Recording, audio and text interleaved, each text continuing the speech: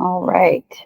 So I decided to do something different when relaying the February market data rather than just giving you the median numbers, which median sales price of say 359,000, average days on the market 82, etc. I wanted to refine that data a little more and basically just want to look at the pending transactions, what's actually happening right now today. So I actually pulled this report on March the 2nd, and I'm looking at the last 30 days prior to March the 2nd. Uh, there's several data points I want to look at.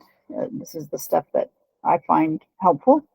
So I'll just go through here and hopefully give you some information that's of value. But the way I sorted this first data set was by days on the market. And you can see there's a lot of days that are under 2 weeks, actually. And again, just to highlight, if pulling that median or average days on the market, that's going to come up with something like 70, maybe even more, because when you pull the median number, it's going to take this high number of days on the market, then this low number of 0, and divide that by the 2, which would be 300, and say 300 days on the market. But that's not the actuality. It's not the what's really going on. So here we go. So days on the market. This note here, I did that because I looked at all of these listings, all 94. It's actually 94 pending listings at the time I pulled this. And I just put a note in as what makes this property pending? Why did someone put an offer in on this? What stands out? Just looking at the photos and data on MLS, why this property? Why this property, for example, not the other 3-bedroom, 2-baths that are active on the market? Because there's certainly a few. So just a note to try and highlight why this property. Now what I'm seeing is lots of new construction.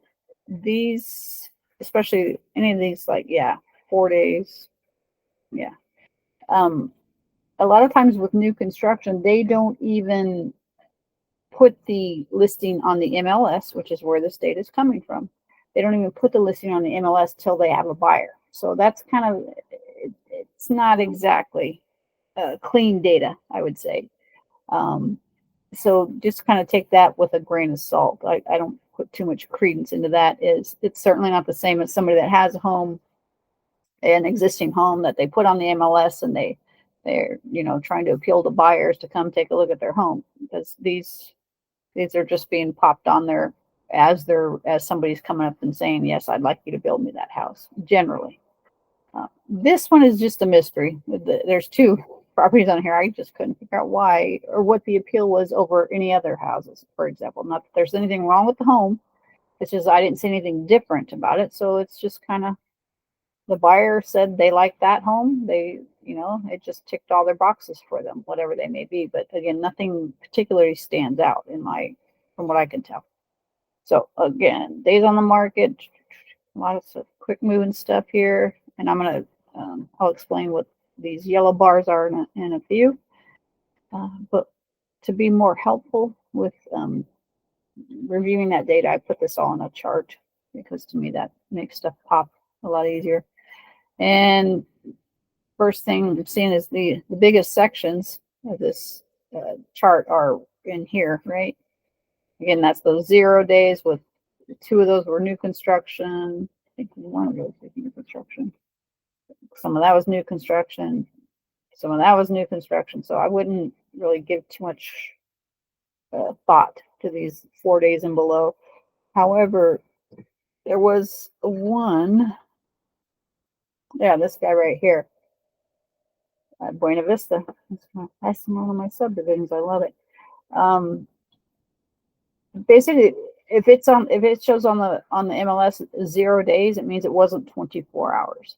So it was put on the MLS and had an offer, pending offer, or an offer that made it go pending before 24 hours. So that will show up as 0. And again, with these new construction, I wouldn't even, count that really. Yeah. So let's see. So besides this set here, the 0 to 4, the 3.2, certainly of all this column, 3.2, 13 days is, there were three, was that three? Yeah, 3 sales that happened on the 13th day of the MLS. And wait,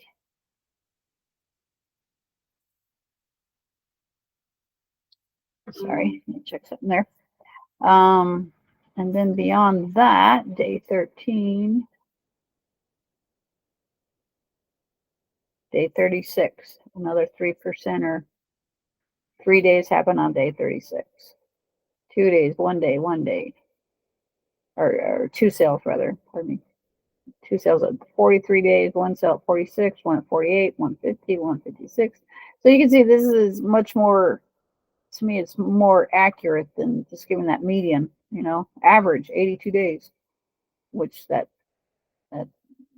guy, 600 days is going to skew everything. So not that there's really much to be done with this information on this because it's so all over the place.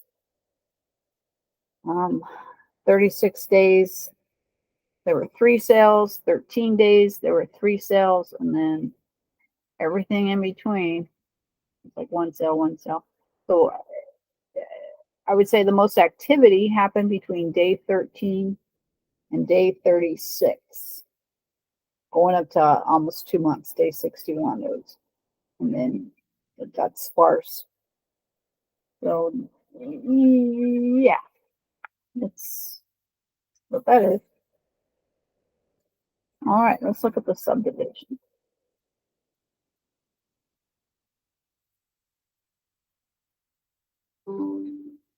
All right, I'm always curious about what parts of Bullhead people are looking to buy and what parts are moving. And I really love this because that's important, right?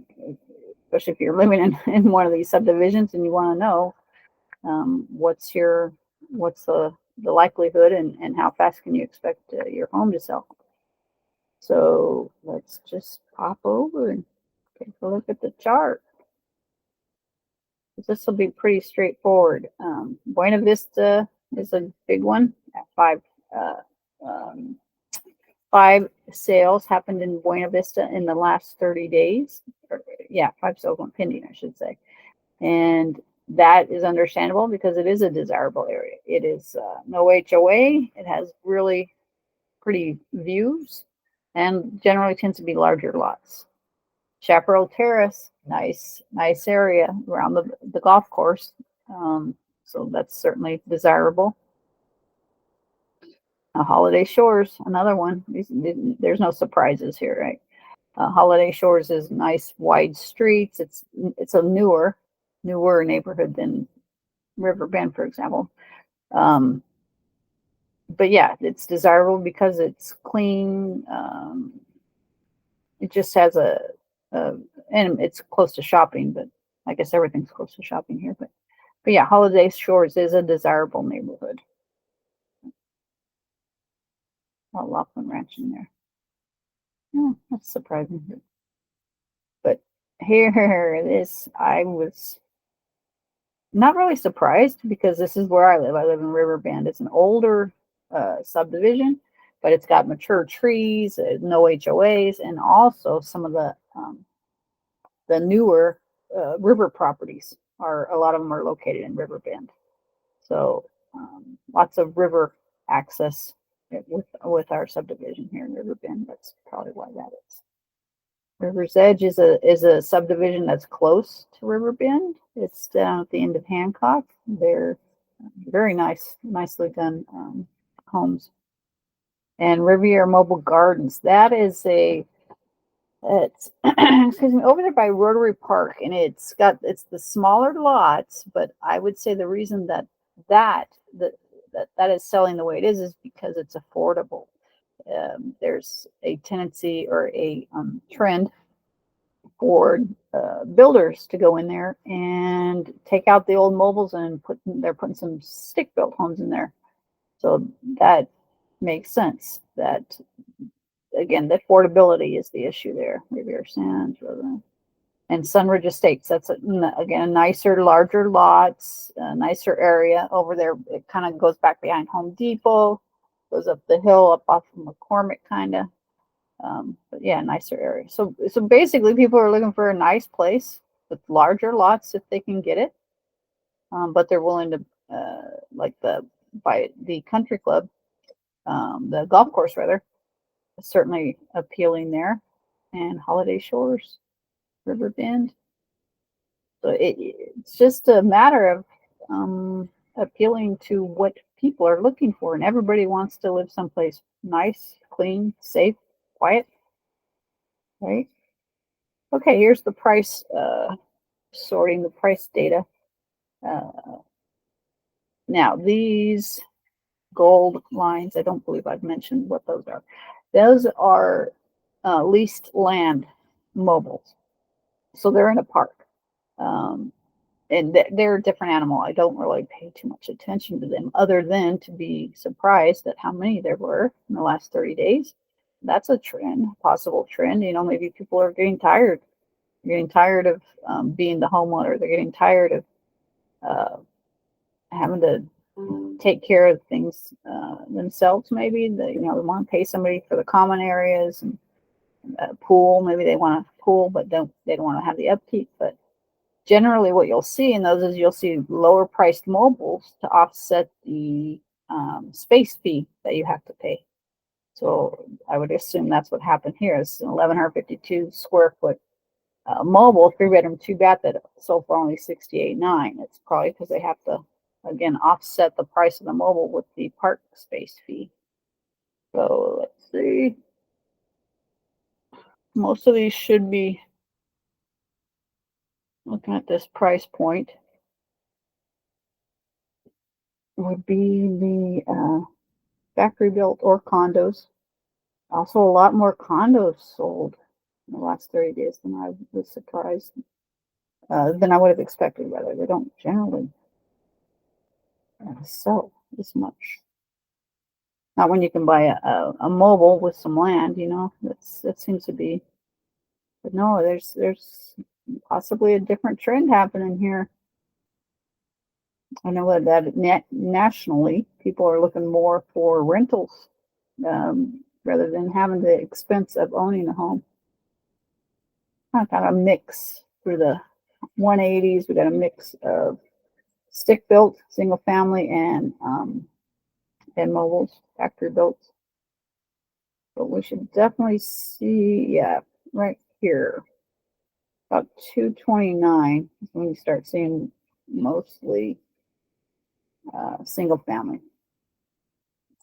This factory built sold for 259.9, and oh yeah, that lot I think it was either 12,000 or 14,000 square feet. It was huge. So that's what you're paying for there. It's not the home per se. Oh, and believe it, yeah, it's clean. But it's that land. That is something that people value, of course. Okay, so $5 mobile here. Oh, location, Riverfront Drive. That's why. That's next to the river.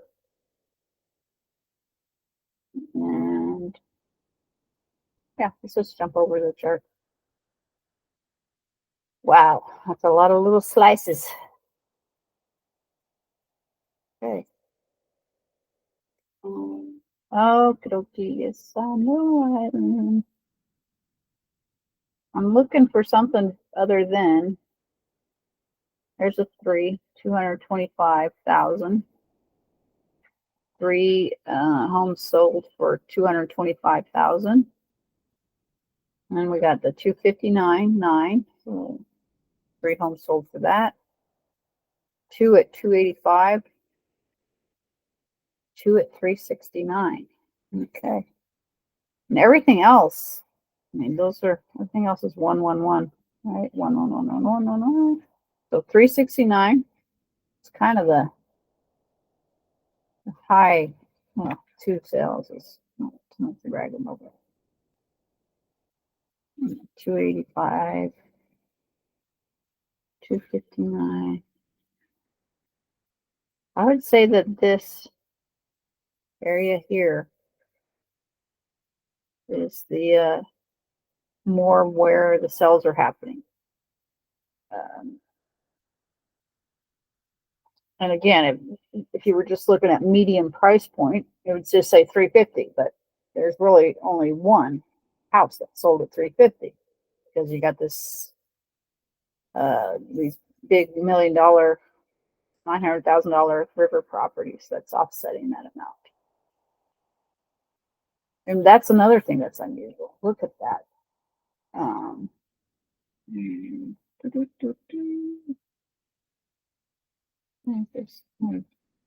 Mine didn't pull up there. But you got a 1.4 million, a almost 1 million, almost a million, another one almost a million, almost a million, and then about a 900,000. That's 5-6 properties in that price point. It's not. I don't recall that being typical. I will double check, but usually you see these high dollar, maybe 1 or 2 going on at the same time, pending. But higher dollars there. Oh, and that was the other thing I wanted to show you. That price. Let me go back to the actual data. So on the homes I was just talking about, the 850 through the 1.4, the 850 was on the market for 126 days, which is honestly not unheard of for that price point. But then look at these other ones: 16 days, 56 days, 25, 19 days for a 1.1 almost $1 million listing. 28 days for a 1.4. That's unusual. So let's get here. Okay, type. This is a pretty straightforward. What type of property? Condo, factory built, or single family? I'm not pulling data for land on this recording. No surprise, right? Almost 60%. Factory built comes in next at 34, and then condos are at 6. This excites me. I can't wait to see what next month's data shows. Yeah. Okay. I got to keep checking my recording because it kept falling out. So I'm making sure it's still recording. All right, where are we at? We're at notes. Okay. So yeah, I wanted to just kind of get an idea. What are people looking for? Where's the appeal? That evidence right there. But so I just sorted and counted all my notes here. Let's see what we got. New construction's the winner by far. 25. And that's the thing. Yeah. Obviously, new construction, that's the appeal, right? I mean, everybody wants a brand new home. So even if for example, there's one on Diamond, it's a brand new home, but it's really not in the best neighborhood. But people would, that's their value. That's what they want. In other words, they might be willing to sacrifice the neighborhood to get a brand new house. But there's a line to be drawn there too. Sometimes it doesn't even matter, depending on the location. It's a fine line. And a lot of it's just luck. What is your buyer looking for? What's important to them? But one thing that you can probably take as a given is everybody wants a clean, safe, comfortable place to live. So if you can meet those, tick those boxes, you're okay. So anyway, so the biggest thing I saw, the biggest trend of the different, from what the home types people were buying, I would say the new construction was something that they valued. Land, that came up a lot in the listings I saw. large land, a large lot rather. Upgrades in a large lot. Well, might as well just put that with that category, but yeah, the combination is a good one. Upgrades, location, upgrade, okay. And I capitalize an L. These are the same category. 4.6 and 3.4 is 8%. So upgrades in location is actually beating out upgrades in large lot. Location again would be on the riverfront, obviously water views, on the golf course, you know, that park-like setting. So location and upgrades in a large lot. But I would say the two winners, new construction can't be beat, and the large lot seem to be the winners there. I hope this was of value to you. I hope, yeah, please just, if there's something you want me to research, or let me know your thoughts, because I love this stuff. And I'll be back. Hope you have a great day. Bye.